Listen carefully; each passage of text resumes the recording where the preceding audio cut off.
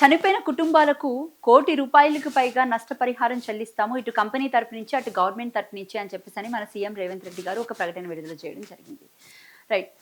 ఒక మనిషి అంటే ఒక కుటుంబంలో ఒక ప్రాణం పోతుందంటే ప్రాణం విలువ ₹1,00,00,000 లేకపోతే చనిపోయిన కుటుంబాలకు ఎక్స్‌గ్రేషియా ప్రకటించడం అనేది గొప్ప విషయం అని అంటారు. యెస్, ఆబ్వియస్‌గా అయ్యుండొచ్చు, తప్పులేదు. ఎందుకంటే చనిపోయిన బట్ ఇలాంటి ప్రమాదాలు జరగకుండా ఉండడం మెయిన్ ఎజెండా కదా. ఎందుకంటే గతంలో చూసుకున్నట్లయితే కనుక ఎస్ఎల్బిసి టన్నల్ విషయంలో అది గవర్నమెంట్ ప్రాజెక్ట్‌కి సంబంధించి 8 మంది ఎటుపోయారో ఇప్పటి వరకు కూడా ఎట్లాంటి అడ్రస్ లేదు. వాళ్ళు అసలు చనిపోయిర్రా, ఉన్నరా, బతికిర్రా అని అంటే by end of the day వాళ్ళు బ్రతికే అవకాశం లేదని చెప్పేసి ఒక ప్రకటన విడుదల చేయడం జరిగింది.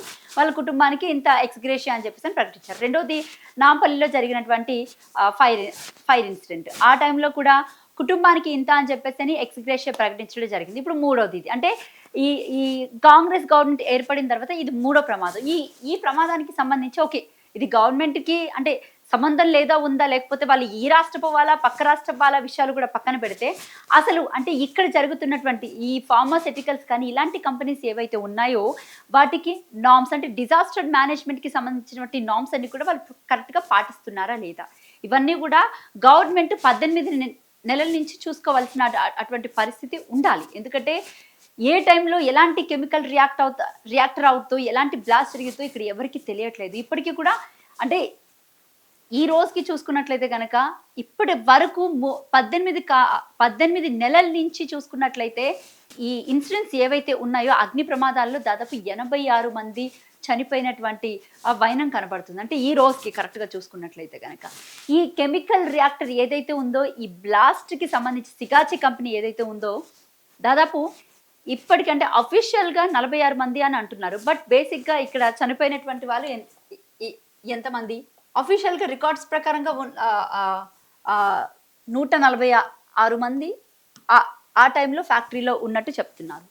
బట్ 46 మంది చనిపోయారని చెప్పేసి అని అంటున్నారు. ఇంకొక 56 మంది సురక్షితంగా వాళ్ళు ఎక్కడ ఉన్నారు అని చెప్పేసి చెప్తున్నారు. బట్ మిగతా వాళ్ళ సంగతి ఏంటి, మిగతా వాళ్ళంతా ఏమైపోయినట్టు? కొంతమంది క్షతగాత్రులేమో అటు ధ్రువ్ హాస్పిటల్లో కానీ కొన్ని ప్రైవేట్ హాస్పిటల్స్లో ప్రజెంట్ హాస్పిటల్లో చికిత్స పొందుతున్నారు.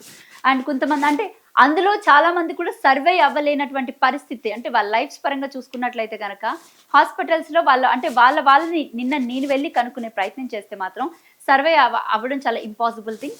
బ్రీత్ అయితే తీసుకుంటున్నారు తప్ప ప్రాణానికి మాత్రం మేము ఎలాంటి గ్యారంటీ ఇవ్వలేము అని చెప్పేసి అక్కడ ఉన్నటువంటి డాక్టర్స్ ఎవరైతే పేషెంట్స్ గల వాళ్ళు ఉన్నారో వాళ్ళకి చెప్తున్నటువంటి వైనం నిన్న మనకి కనిపించింది. అయితే బేసిక్గా చూసుకున్నట్లయితే కనుక ఇక్కడ ఇలాగా ఒకరు ఇద్దరు కాదు, దాదాపు 30 మందికి పైగా హాస్పిటల్లో చికిత్స పొందుతున్నారు.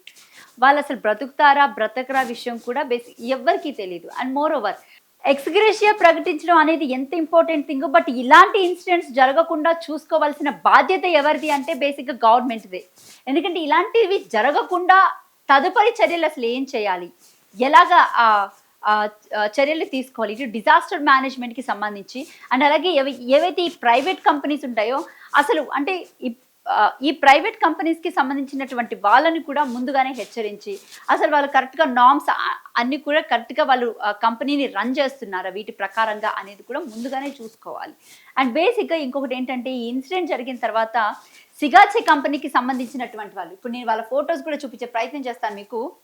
సో వీళ్ళే వాళ్ళు సిగాచికి సంబంధించినటువంటి కంపెనీస్ వాళ్ళు కూడా ఎవరైతే ఉన్నారో ఆ కంపెనీ నడిపించేవారు ప్రజెంట్ ఫరారీలో ఉన్నారు అని చెప్పేసి అని అంటున్నారు. అండ్ ఈ సిగాచి కంపెనీకి సంబంధించినటువంటి వాళ్ళు బోర్డ్ ఆఫ్ డైరెక్టర్స్ అంతా కూడా వీళ్ళే. Ravindra Prasad Sinha whole time director and chairman, and mister Chidambaranath Shanmuganath whole team director and vice chairman, mister Amit Raj Sinha and he is the main one company of CEO. Sigachi కంపెనీకి CEO ఎవరంటే yes he is the main one mister Amit Raj Sinha. And mister Janardhana Reddy Yadula independent director and she is the main one mrs Dhanalakshmi and mrs Bindu.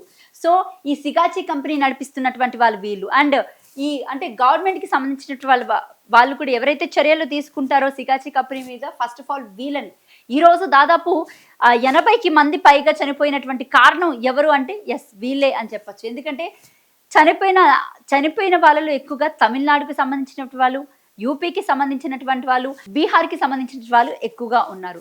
And moreover చూసుకుంటే ఇందులో ఇద్దరు అంటే ఇప్పటి వరకు official రికార్డ్స్లో ఇద్దరు ఆంధ్ర వాళ్ళు కూడా ఉన్నట్టు, మొగుడు పెళ్ళాలి. రీసెంట్గా వాళ్ళిద్దరికి ప్రేమ వివాహం జరిగింది.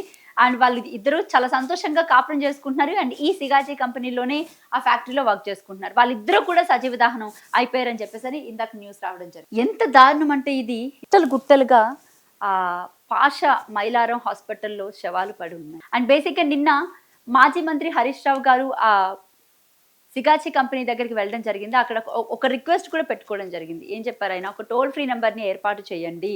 ఎవరు చనిపోయారు, ఎవరెవరు ఎక్కడెక్కడ వాళ్ళు ఎక్కడెక్కడ ఉన్నారో మనకి తెలియదు. ఆ టోల్ ఫ్రీ నెంబర్కి వాళ్ళు కాంటాక్ట్ అవుతారు. కాంటాక్ట్ అయినప్పుడు వాళ్ళ శవాలన్నా వాళ్ళకి అప్పగిచ్చచ్చు అని చెప్పేసి అని ఆయన ఒక మాట అనడం జరిగింది. బట్ ఇప్పటి వరకు ప్రభుత్వం ఏం చేసింది, ఒక టోల్ ఫ్రీ నెంబర్. ఎందుకంటే ఎంత పెద్ద ఇన్సిడెంట్ ఇది, ఎంతమంది జనం చనిపోయారు. దాదాపు ఇక్కడ అఫీషియల్గా 46 మంది అని అంటున్నారు. బట్ ఇంకా శిథిలాల కింద ఇంకొక 10-20 మంది ఉంటారు. ఎట్లేదన్నా సరే 30 మందికి పైగా కూడా శిథిలాల కింద ఇంకా అంటే చాలా మంది బాడీస్ గుర్తుపట్టలేనంత విధంగా ఉన్నాయి అని చెప్పేసి అని ప్రజెంట్ ఉన్నటువంటి రిపోర్ట్. బట్ ఎట్లేదన్నా అట్లీస్ట్ టోల్ ఫ్రీ నెంబర్ అనేది ఏర్పాటు చేస్తుంటే ఈ పార్టీకి వాళ్ళు అసలు కనీసం వాళ్ళకి ఫోన్ చేసి వాళ్ళ అబ్బాయి ఉన్నారా, బతికిర్రా, సచ్చిర్రా, అట్లీస్ట్ డెడ్ బాడీ అన్న అప్పచెప్తారా లేదా, ఏ హాస్పిటల్లో ఉన్నారు, ఇలాంటి ఇన్ఫర్మేషన్, బేసిక్ ఇన్ఫర్మేషన్ అన్నా సరే వాళ్ళ కుటుంబాలకు వెళ్తుంది. ఈరోజు తెలంగాణ రాష్ట్రంలో ఎవరైనా వచ్చి పని చేసుకొని వెళ్ళాలన్నా కూడా భయపడుతున్నారు. ఎందుకంటే ఏ టైంలో ఎవరు ఎలా చనిపోతారో తెలియనటువంటి పరిస్థితి. అట్లీస్ట్ చనిపోయినా కూడా మాకు ఇన్ఫర్మేషన్ వస్తుందా, కనీసం మాకు ఒక ఫోన్ నెంబర్ అన్నా ఉంటుందా, ఎవరికి ఫోన్ చేయాలి, ఎలా ఫోన్ చేయాలి, ఎవరిని కాంటాక్ట్ అవ్వాలనేది కూడా వాళ్ళకి ఎవరికి తెలియదు. ఎందుకంటే ఎక్కడో తమిళనాడులో, ఎక్కడో బీహార్లో, ఎక్కడో యూపీలో ఉన్నటువంటి వాళ్ళు ఫోన్ చేసి మా అబ్బాయి ఈ కంపెనీలో పనిచేస్తున్నాడు, ఈ కంపెనీలో ఈరోజు ఇలాగా ఇష్యూ అదే ఇన్సిడెంట్ అయ్యింది, సో ఏ ఏరియా ఎక్కడ అనే తెలుసుకునే పరిస్థితి కూడా లేకుండా పోయింది. అంటే గవర్నమెంట్ ఇంత బాధ్యత లేకుండా, ఇంత నిర్లక్ష్యంగా ఎందుకుంటుందంటే బేసిక్గా హ్యూమన్ లైఫ్స్ అనేది చాలా ఇంపార్టెంట్. ఇక్కడ ఎక్స్గ్రేషియా ప్రకటించినంత మాత్రాన పోయిన కుటుంబ సభ్యుడు మళ్ళీ తిరిగి వస్తారా చెప్పండి. అంటే ఒక ప్రాణం ఖరీదు 1 కోటి రూపాయల, లేకపోతే 50 లక్షల కాదు కదా. బేసిక్ అంటే ఇలాంటిది కూడా చాలా ఇంపార్టెంట్ కదా. అండ్ ఈ కెమికల్ రియాక్టర్స్కి ఈ ఫ్యాక్టరీస్కి సంబంధించి ముందుగానే డిజాస్టర్ మేనేజ్మెంట్ కానీ లేకపోతే గవర్నమెంట్ కానీ ఒక కన్నేసి ఇలాంటివి తదుపరి జరగకుండా ఉండడానికి ఒక చర్య తీసుకుంటే మంచిది.